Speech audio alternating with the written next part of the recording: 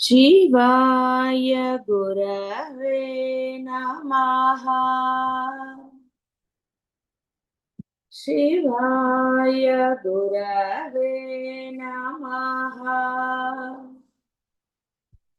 शिवाय गुरवे नमः। शिवाय गुरवे नमः। భవరోగాలు భవరోగాలు అంటే ఏమిటో తెలుసు కాబట్టి ఎన్నో శరీరానికి మనసుకి చెప్పక్కర్లేదు. మనసుకు వచ్చేవనండి, దేహానికి వచ్చేవి. దేహానికి బాహ్య ప్రపంచం అంటే ఏ డాక్టర్ దగ్గరికి వెళితే తగ్గవచ్చు, తగ్గకపోవచ్చు, రకరకాల. ఏది ఇతమిత్తంగా అంటాం అంటే ఏది మీరు చెప్పలేదు. కేవలం అక్కడ ఆ కర్మ అనుసరించే మీ యొక్క ఆ రోగాలు తగ్గటం కానీ ఇంకోటి కానీ జరుగుతుంది. ఇవన్నీ ఇచ్చేది భవచక్ర ప్రవర్తిని ఆ అమ్మే మళ్ళీ. కాబట్టి ఈ భవము అంటే ఈ యొక్క సంసార రోగాలన్నీ కూడా అంటే ఈ కర్మలు అని అన్నీ ఇచ్చేది ఆవిడ మాత్రమే. అయితే ఎవరికైతే ఆ యొక్క అకుంఠితమైన ఆ భక్తి శ్రద్ధలు గురువు యందు కానీ ఆ దైవమందు తాను ఆరాధించే దైవమందు అన్యము లేదు అన్న ఆ దృఢ విశ్వాసం ఉంటే ఈ భవరోగము అతన్ని ఏమీ చేయదు. అంటే దేహానికి వచ్చిందైనా సరే, దేహానికి వచ్చిన దానికి కూడా మీకు ఉదాహరణ చెప్పవచ్చు. ఒక ఆవిడకి అలాగే ఆవిడ గురువు అంటే చాలా భక్తి శ్రద్ధలు. ఆవిడకి దేహానికి ఒక సరే ఆ పేర్లు అవన్నీ నాకు పెద్ద గుర్తుండవు కానీ మొత్తానికి ఒక ఇది వచ్చింది ఆవిడ.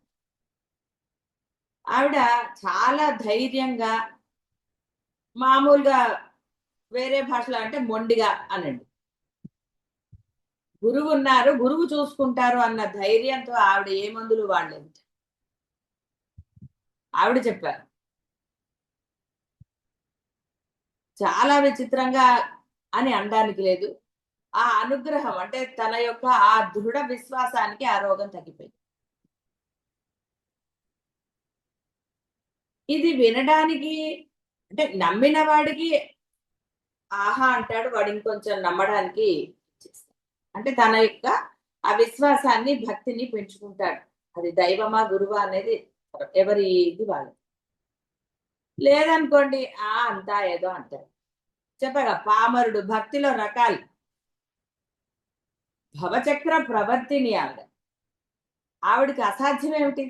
కర్మలు ఇచ్చిన ఆవిడ కర్మను తీసేయలేదా? భేషుగ్గా తీసేస్తుంది. భేషజం భిషక్ ఆవిడే వైద్యురాలు.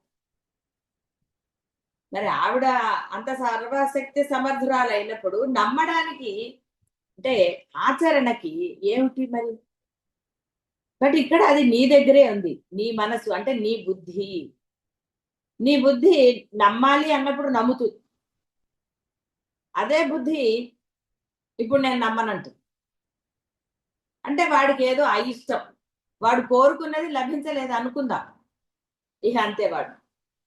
అదే జీవ లక్షణం, పరమ అజ్ఞానం. ఇక మామూలు భాషలో అంటే పామరుడు.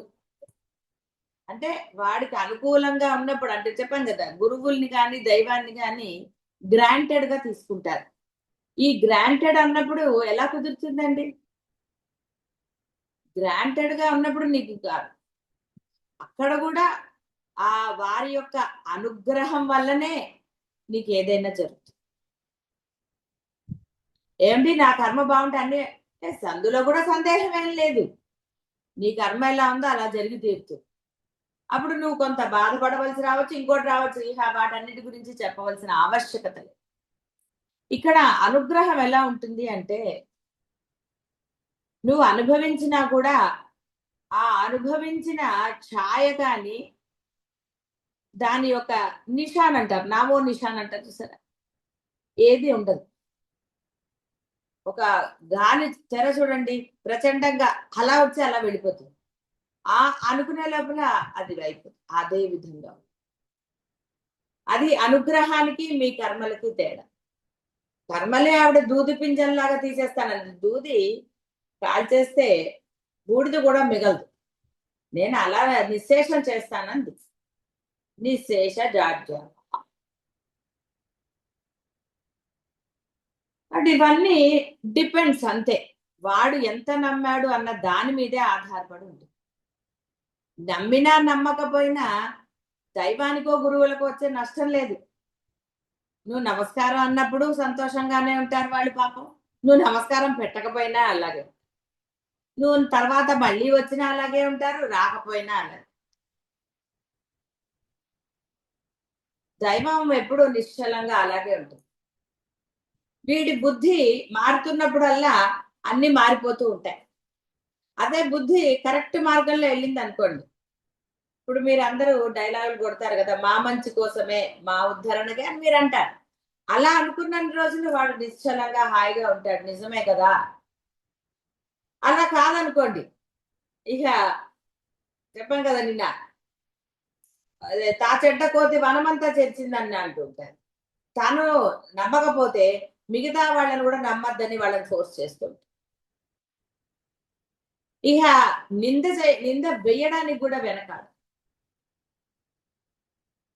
ఎంత అంటే కర్మ ఎంత బలీయంగా వాళ్ళని ఇచ్చేస్తాం చూడు. ఎంత కర్మని తెచ్చుకుంటున్నారు. ఈ కర్మ ఎవరు తీయగలుగుతారండి?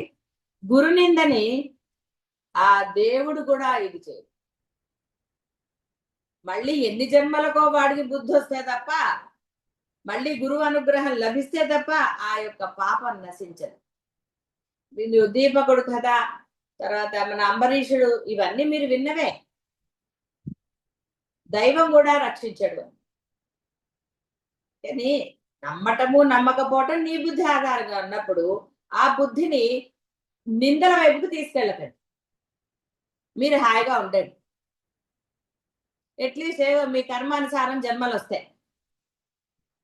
అనవసరంగా ఈ నిందలు వేశారనుకోండి, మామూలుగానే పరనింద దోషం. మరి అలాంటి ఆ దోషము ఉన్నతుల పట్ల చేస్తే, కాబట్టి గురు నింద గాని దైవ నింద గాని ఎట్టి పరిస్థితుల్లో చేయకండి. మీ గురించే. అది చాలా భయంకరమైనది. మీ అంతటా మీరు తీసుకోలేనిది. దీనికి ప్రాయశ్చిత్తాలు ఎక్కడా చెప్పబడలేదు. గరుడ పురాణంలో ఎన్నో ప్రాయశ్చిత్తాలు చెప్పబడ్డాయి బాహ్యమైన ఈ ప్రపంచంలో చేసే దోషాలు. కానీ గురి నిందకి దైవ నిందకి ప్రాయశ్చిత్తం లేదు. దైవ నింద యొక్క దోషాన్ని గురువు తీసేయగలరు, ఎందుకంటే ఇద్దరు సమానులే. కానీ ఇద్దరిలోకి ఎందుకంటే నీకు గురువు సాక్షాత్తు కనపడతాడు. దైవము కేవలము నీ యొక్క భావనకి మాత్రమే దొరుకుతాడు. అందువల్ల గురు నింద చేసిన వాడికి దైవం రక్షించడు. కాబట్టి ఇక్కడ ఈ సూక్ష్మం అర్థమైన వాడు ఎట్టి పరిస్థితుల్లో గురువు దగ్గరికి రాకపోయినా నష్టం లేదు. నింద చేయకుండా ఉంటే చాలు. ఇలా అనేకం ఉంటాయి. ఏముందండి, బుద్ధి, మాటలు వచ్చు, మాటలు అనేద్దాం, ఇలా ఉంటుంది. కాబట్టి ఇక్కడ ఆ అమ్మ భావజ్ఞ, భవరోగజ్ఞి, భవచక్ర ప్రవర్తిని. నువ్వేమనుకుంటున్నావురా? నీ భవములన్నీ, సంసార రోగాలన్నీ అనండి, కర్మలన్నీ, చక్ర ప్రవర్తిని. ఎటువంటి ఈ స్వార్థమో ఆవిడ దగ్గర ఏ గుణాలు లేవండి. ఆవిడ అన్ని నీకు ఇస్తుంది, ప్రవర్తింప చేస్తుంది. కాబట్టి భవచక్ర ప్రవర్తిని. జీవి తన జీవితాంతము స్వీయ వాంఛా పరిపూర్తికై, సరే, ఈ వాంఛ అనేది వాడిని ఎంత అధపాతాళానికి నెట్టేస్తుందో చెప్పలేము. అది ఏదైనా కావచ్చు. ఆ వాంఛ అనేది వాడు గుర్తించి, ఇది భయంకరమైనది, నన్ను జన్మ పరంపరలోకి నెట్టివేస్తోంది, భయంకరమైన జన్మలు నేను పొందవలసి వస్తుంది అన్న జ్ఞానం, అంటే వాడికి ఆ బుద్ధికి తోచాలి. వాడు వింటాడు, చదువుతాడు. పలుమార్లు జరుగుతుంది వినటము, చదవటం అనేది పలుమార్లు జరుగుతుంది. కానీ వాడు దాన్ని గుర్తించాలి. అవును కదా, ఎందుకు ఇంకా నాకు ఈ వాంఛ, దీనికోసం ఎందుకు నేను ఇన్ని ప్రయత్నాలు చేస్తున్నాను, ఇది కూడా చదువుతాడు. తన దాంట్లో రాసి ఉంటే వాడు ఏ పూజ చేయకపోయినా ఏది చేయకపోయినా వాడి అకౌంట్లోకి వస్తుంది. పూజ చేయటం వల్ల గురుసేవ వల్ల వాడి అకౌంట్లో లేనివి వస్తాయి, కర్మలు కాదండి, మంచివి, శుభాలు. వేరేవి ఏవైనా సరే అకార్డింగ్ టు కర్మ. ఇది చదువుతాడు వాడు, దాంతో పాటు ఇది చదువుతాడు, వింటాడు. కానీ వాడికి అవన్నీ లెక్కలేదు. అదే జీవుడు, పామరుడు అంటే అజ్ఞాని, మూర్ఖుడు అనండి, ఎన్ని పేర్లు పెట్టుకుంటే ఏమిటండి. స్వీయ వాంఛా పరిపూర్తికై కర్మ చేయుచునే ఉండును, మరణించినను తాను ఆచరించిన కర్మానురూపమగు దేహాన్ని తిరిగి పొందుతాడు. ఇట్లు కర్మాచరణమునకు దేహము, భోగానుభవమునకు జన్మ ఆవర్తమగుచుటయే భవచక్ర ప్రవర్తనం. దీనిని ప్రవర్తింపచేస్తుంది కాదు. భోగానుభవం అంటే ఇక్కడ భోగము అనగానే లగ్జరీ అనకండి. ఎన్నోసార్లు చెప్పుకున్నాం కదా, బావిలో కప్పకి బావే పెద్ద సముద్రం. చేప వాసన, మల్లెపూల వాసన కథ కూడా విన్నారు. మల్లెపూల వాసన అమ్మాయికి చేప వాసన పడదు, చేప వాసన అమ్మాయికి మల్లెపూల వాసన పడుతుందా? పడదు. అవేం అబద్ధమైనవి కాదండి, నిజమే. ఎవరికి ఏది నచ్చిందో అదే ఉంటుంది. ఇప్పుడు చూడండి, ఒక చెడు వాసన వచ్చింది అనుకోండి, మీరు అక్కడే ఉన్నారు, అక్కడి నుంచి కదలలేని పడదు. ఫస్ట్ ముక్కు మూసుకుంటారు, రానా అవస్థ పడతారు, తర్వాత అలవాటైపోలేదు. ఇది అంతే. వాడు తన బుద్ధిని సక్రమంగా చేసుకోకపోతే ఇక ఆ బుద్ధి ఏం చేస్తుంది, అందులోనే ప్రవర్తిస్తుంది. వాడికి ఆ బుద్ధి వచ్చి అయ్యో నేను దోషం చేస్తున్నాను, అలా కాకుండా ఇలా అని వాడి బుద్ధి కనుక సక్రమంగా చేస్తే భవచక్ర ప్రవర్తిని కాబట్టి ఆవిడ వాడి ఆ కర్మలన్నీ తీసేసి మరలా వాడికి మంచి ఇది చేస్తుంది.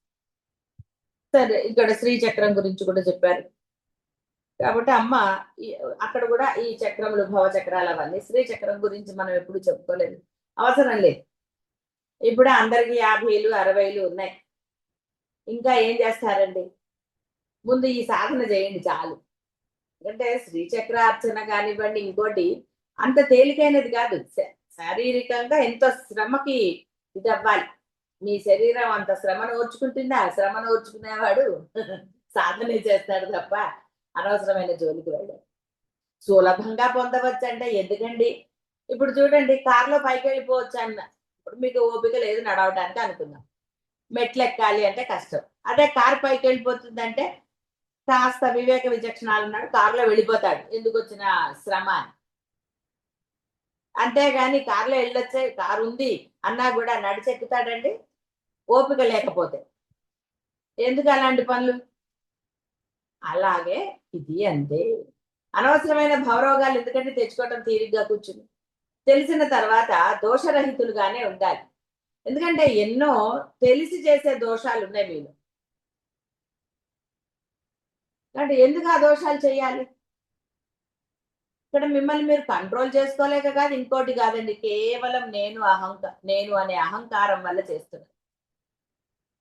తెలిసి చేసే దోషాలు, తెలియని వాటి గురించి అసలు ఎందుకంటే చెప్పుకోవటం. ఇది తెలియదు అది తెలియదు అంటే అర్థం ఏమైంది? విన్నారు కాబట్టి తెలిసింది కదా. బేసిక్. పిల్లల్ని తిట్టనండి, ఏరా తెలీదా ఆ మాత్రం నీకని, చదివితే మార్కులు వస్తాయి చదవకపోతే వస్తాయా అని తిట్టినప్పుడు మరి మిమ్మల్ని తిట్టేవాళ్ళు ఎవరండి? అందుకని మిమ్మల్ని మీరే తిట్టుకోవాలి. ఎవడిని వాడే ఉద్ధరించుకోవాలి. ఎవడో వచ్చి మిమ్మల్ని ఉద్ధరించాడు చెప్తారు, చెప్పంగా గుడ్డి గుర్రాన్ని నది వరకు అని నీటి వరకు తీసుకెళ్ళగలరు, అది తాకపోతే ఏం చేస్తారు? ఇది అంతే. కాబట్టి మొదట తెలిసి చేసే దోషాలని మీరు చెయ్యకుండా ఉండాలి. అక్కడే మీకు ఆప్షన్ లేక చేయటం అని కాదు కదండి, ఆప్షన్ ఉన్నా మీరు చేస్తున్నారు. కాబట్టి భవచక్ర ప్రవర్తిని, భవరోగగ్ని భవచక్ర ప్రవర్తిని. ముందు పాపం మంచి విషయం చెప్పారు, ఒరే నేను నాశనం చేస్తాను రా అన్ని అన్నారు.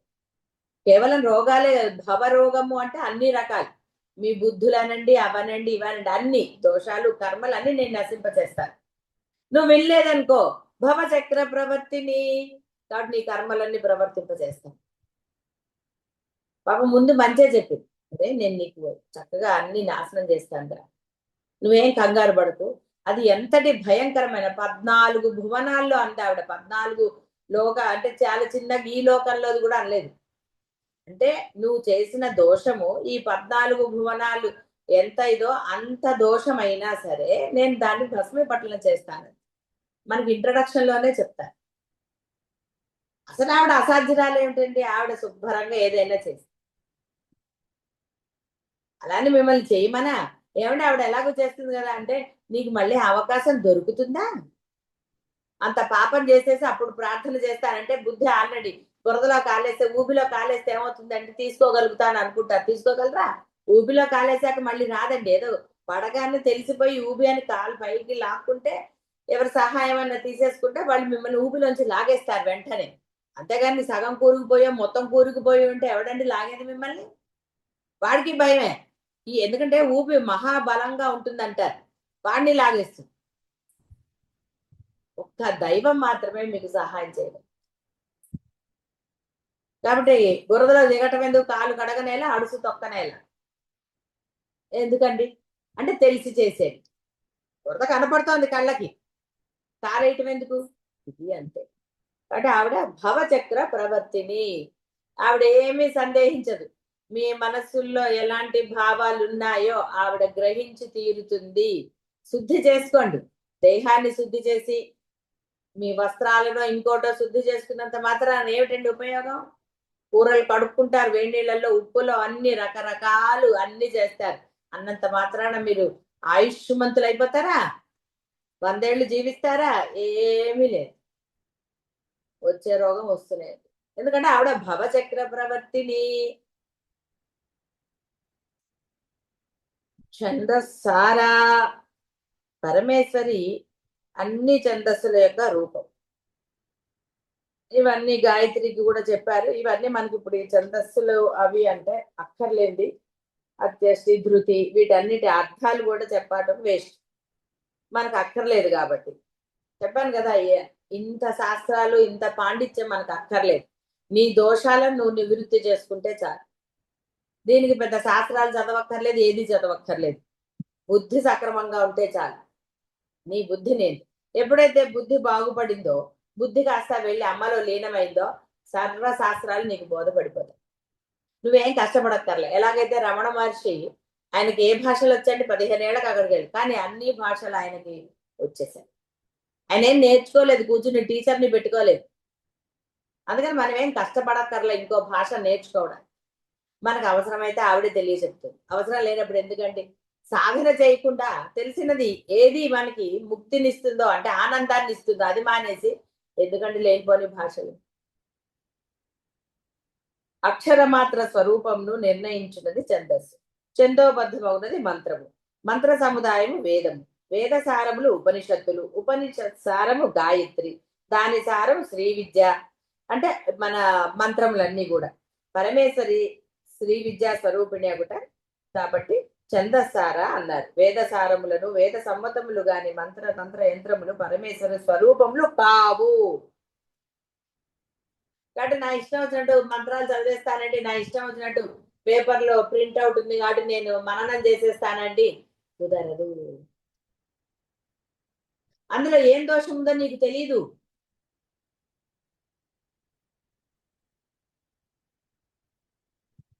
తెలియకపోతే ఆ దోషం నిన్ను పట్టి పీడిస్తుంది. అందుకనే మంత్రము ఎప్పుడూ కూడా గురుముఖత తెలుసుకోవాలి. మీరు ఇప్పుడు నామాలు చేస్తున్నారు, అది కూడా గురుముఖత తీసుకున్నారనుకోండి, దానికి ఒక శక్తి ఉంటుంది. ఎందుకంటే గురువు నుంచి నీకు లభించింది, అది తప్పకుండా నిన్ను తరింపజేస్తుంది. తర్వాత అయినా ఒకవేళ గురువు నీకు లేడు, నీ అంతటి నువ్వు ఒక నామాన్ని తీసుకుని జపిస్తున్నా శ్రద్ధాభక్తులతో చేస్తే తప్పకుండా నువ్వు తరింపదు. ఆ శ్రద్ధాభక్తి ఉండాలి. నీవు తప్ప అన్య శరణము లేదని ఆ భక్తితో కనుక నువ్వు చేస్తే, ఐంకారం అతను ఎలా చేశాడు ఆ విధంగా చేస్తే తప్పకుండా రక్షించడం. కాబట్టి అమ్మ ఛందస్సార. కాబట్టి నామాన్ని చక్కగా పలకాలి. రామ్ రామ్ రామ్ రామ్ రామ్. మీరు శివ అంటే మంచిగా శివ శివ అనుకో, మళ్ళీ సి కొంత అక్షరాలను మరి సరిచే కానీ చక్కగా పలకాలి. శ్రీమాత, అన్నిటికీ దీర్ఘాలు ఉన్నాయి. శ్రీమాత శ్రీమాత శ్రీమాత నో. ఎందుకంటే ఒక ఒళ్ళు తగ్గిన అక్కడ అమ్మవారి బదులు వేరే వాళ్ళు వచ్చేస్తారు.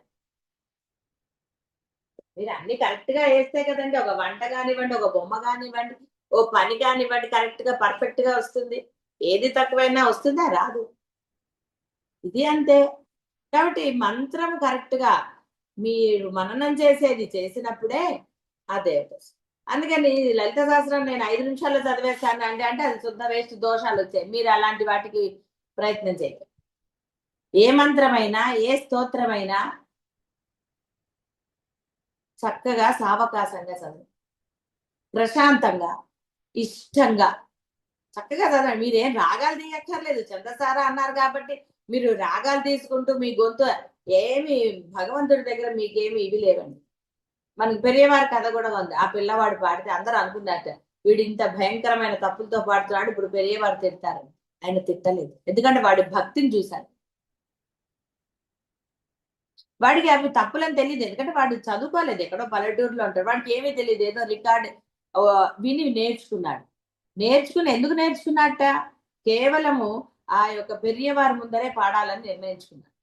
వాడేమి ఆహా నా గొంతు బాగుందని వాడు ఇది చేయలేదు. అతను ఏమన్నాడు? గుడికి వెళ్ళి అమ్మవారికి దండం పెట్టుకుంటే మీరు కాక ఇంకో దైవం ఉందా ఇక్కడ అని అడిగాడు. చూసారా, అది అనన్య భక్తి. ఆ గురువు పట్ల వాడు చదువుకోలేదు, వాడు ఏమి ఇది చేయలేదు, విన్నాడు అంతే. ఆయన గురించి విని అతని యొక్క మనసు అతని యందు లగ్నమైంది. పెరిగేవారు డబ్బులు కూడబెట్టుకుని కొంత ఆయనకు ఒక పండు కొనివ్వాలి. చూడండి ఆలోచన. వాడేమి ముసలాడు కాదు, ఏది కాదు, చిన్నపిల్లవాడే. ఆ బస్సుకి కావలసిన డబ్బులు కూడబెట్టుకున్నట్ట. అంటే ఎంతటి భక్తి లభించింది చూడండి. కొంత డబ్బు మళ్ళీ అది కూడా పెట్టుకున్నట్ట. పొట్టి చేతులతో వెళ్ళకూడదు గురువుల దగ్గరికి అని చెప్పి మళ్ళీ అతను కొత్త డబ్బు పెట్టి అలా పెట్టుకుని చక్కగా అలా వెళ్ళాడు. స్వామి, నేను కొన్ని పాటలు నేర్చుకున్నాను నీకోసమే, పాడవచ్చునా అని అడిగట. ఓ భేషుగ్గా. అప్పుడు చెప్పాడు, ఒరే ఎవరి ముందర పాడకురా, వాళ్ళు నీళ్ళ తప్పులన్నీ ఇది చేస్తారు, కేవలం దైవం ముందు పాడుకో అని చెప్పాడు. చూసారా, అది అసలైన భక్తి. ఎంత శ్రద్ధాభక్తులు. ఒక శబరి ఎలా అయితే చేసిందో. కానీ ఏం లాభం అండి, ఇప్పుడు డబ్బులు ఉన్నాయి కదా అని మన ఇష్టం వచ్చినట్టుగా. లోభత్వం. డబ్బుంటే మటుకు దైవానికో గురువులకు సమర్పిస్తారండి అందరూ. ఎక్కడ లేని లోభత్వం వస్తుంది. మనసు నిర్మలంగా ఉండాలి. అలామని ఇన్ని నీ మనస్సు చక్కగా సంతోషంగా, డబ్బు ఉంది అని కదా అని అన్నం ఇవ్వక్కర్లేదు, డబ్బు లేదు కదా అని ఏది నువ్వు ఏది ఇస్తున్నావు ఏది లేదు, మనస్సు ఎక్కడుంది, మనసులో ఏ భావం ఉన్నది, ఇది చాలా ముఖ్యం. నువ్వు ఎంత ఇస్తున్నావు, ఎన్ని ఇస్తున్నావు అనేది కానే కాదు, ఎలా మనస్సు ఏ విధంగా ఉంది, మనసులో భావన ఏమిటి, ఇది అసలు. పెరేవారు చూసింది కూడా వాడి మనసులో భావమే. అంతే తప్ప వీడేదో సంగీతం ఏమిట్రా ఇన్ని తప్పులు పడతప్పో అవతలకి అనలేదు ఆయన. ఎందుకంటే వాడు అంత శ్రద్ధాభక్తులతో వాడికి తెలియకపోయినా, లేదు ఈ గురువు గారి ముందర నేను వేరే ఏం చేయను. ఆయన ఎంత బాగా చెప్తాడు, వీళ్ళందరూ ఇప్పుడు నేను నీతో మాట్లాడాను కదా ప్రేమగా అని, వీళ్ళు నిన్ను కారులో దింపుతా అంటారు, వీళ్ళ మాటలు నమ్మకం, నువ్వు బస్సులోనే వెళ్ళని చెప్పాడు. వీళ్ళు నిన్ను చెడగొడతారు అని. చూసారా, అందుకని మన భక్తి కానీ మన యొక్క నియమాన్ని అంటే ఆ దైవం పట్ల గురువుల పట్ల డిస్కషన్లు పెట్టారనుకోండి, పక్కవాడు చెడగొడతాడు. అందుకని ఆ భక్తిని వాళ్ళ మాటల వల్ల వీళ్ళ మాటల వల్ల ఇప్పుడు మీరు చేసేది ఏమవుతుంది, ఒక్కొక్కసారి మీరు చేసే సేవలో కూడా లోపాలు ఎందుకు వస్తున్నాయి? వీళ్ళు అన్నారండి, వాళ్ళు అన్నారు. వీడేం చేస్తాడు, వీడు చేస్తే వీడికి నచ్చదు, ఎందుకంటే బుద్ధి ఎవరికి నిశ్చలం అవ్వలేదు అనుకోండి, ఆహా అలా కాదు ఇలా అంటారు. అసలు నిజంగా మీ బుద్ధి కనుక లగ్నం అయితే గురువు యందు వేరే వాళ్ళని ఆక్షేపిస్తారా? వీడి బుద్ధిలే, వీడేమనుకుంటాడు, పోనీలే వాళ్ళ సలహా అడుగుదాము, ఇప్పుడు ఏదో ఉంటుంది చూసారా, సీనియర్స్. శిష్యరికల్లా సీనియర్స్ ఏంటండి, బుద్ధి లయం ఎప్పుడు లయమైతే అదే అసలైన శిష్యులు.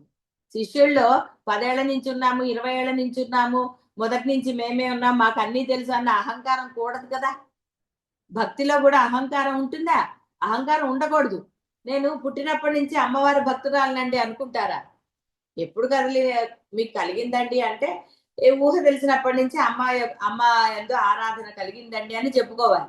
నేను చాలా సీనియర్లేండి భక్తిలో అని అనుకుంటే పరమ అహంకారం. అందుకని శిష్యరికంలో సీనియారిటీ ఉండదండి, నీ మనసే ముఖ్యం. నువ్వు లోభత్వం పొందితే ఏమిటి చెప్పేది? నీ మనసే ముఖ్యం.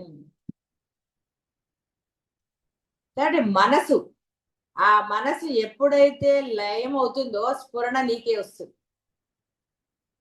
దానికి సమర్థింపులు ఇంకా ఏవి ఉండవండి. ఒకళ్ళని అపోజ్ చేయటం కానీ అలా కాదు ఇలా కాదు అంటే, ఇప్పుడు చూడండి, దైవం తరఫున గురువు తరఫున వీళ్ళు వకాలతా పుచ్చుకుంటారు కదా, అవి నచ్చవు, ఇవి కాదు అవి కాదు.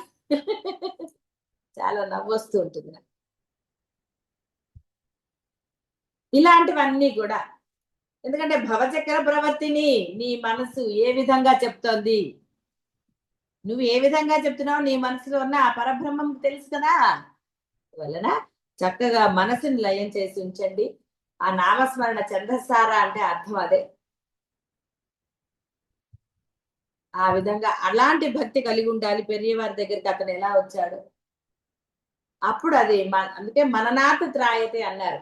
నువ్వు మననం చేయటం వల్ల ఆ ఆ పదం ఏదైతే ఉందో, రామ అనే పదం అనండి, శివ అనండి, ఏదైనా సరే నువ్వు ఏది పట్టుకుంటే అది అది మంత్రముగా, అంటే అర్థం ఏంటి, ఒక రక్షణ కవచం మంత్రం అంటే. బుల్లెట్ ప్రూఫ్ కవచాలు అలా ఉంటాయి చూసారా, అలాంటిది. అది నిన్ను రక్షించి తీరుతుంది. దేని నుంచి? భవరోగం నుంచి. ప్రవర్తింపచేసేది ఆవిడే కాబట్టి నిన్ను రక్షించి తీరుతుందిరా. అంటే ముందు నీ మనసుని బాగు చేసుకో. ఎందుకంటే మనసుని నువ్వే చేయాలి. కేవలం నమస్కరించినంత మాత్రాన బుద్ధి మారుతోందా? ఆలోచించుకోండి. పూజలు చేసినంత మాత్రాన మారుతోందా? దానాలు ధర్మాలు చేస్తే మారుతోందా? లేదు. ఎందుకంటే బుద్ధి నీ ఆధీనంలోనే పెట్టుకున్నావు. నువ్వు నీ ఇష్టం వచ్చినట్టుగా ప్రవర్తింప చేస్తున్నావు. నువ్వు ప్రవర్తింప చేసావు కాబట్టి ఆవిడ భవచక్ర ప్రవర్తిని. ఒరే నేను చూస్తున్నాను రా నీ భవాలని. జాగరూకతగా మనం ఆ యొక్క ఉచ్చారణ చేయాలి. శరీరాన్ని ఆచ్ఛాదించుటకు వస్త్రములెట్లో అట్లాగే మృత్యుభీతులకు ఈ యొక్క ఆదిత్యులు, వసువులు, రుద్రులు వీరలచే ఆత్మ ఆచ్ఛాదింపబడింది గాన ఛందస్సులు అని పేరు కలిగినది. అంటే మృత్యుభీతులకు అంటే సూర్యుడు, ఈ వసువులు అంటే మనకి ఉన్న వాళ్ళందరూ రుద్రులు, అంటే మృత్యువుని పొందింపచేసేది. ఒక సమయం వచ్చాక వీటి వల్ల జరుగుతూ ఉంటుంది. ఇవన్నీ పురాణాల్లో మనకి తెలుస్తాయి.